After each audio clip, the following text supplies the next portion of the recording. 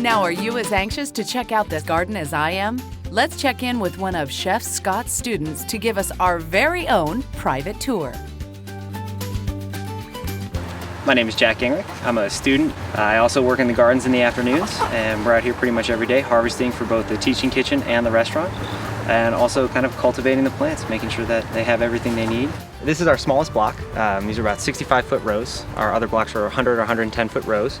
And in here we have our padron peppers. Padron peppers, when they're at optimal size, look just like this. And as Chef Scott was saying, kind of the best way to serve them is to just saute them in a hot pan and then hit them with a little sea salt and just pop them right in your mouth. Also in this block we have a row of strawberries. We'll get a pint or two a day that we can take up and they'll use in pastry, or one of the chefs will use it as, for demonstration. This is my favorite time of day, to be honest, to be out here and get them because they're warm still. Same with the tomatoes, you can almost kind of taste the sunshine in them.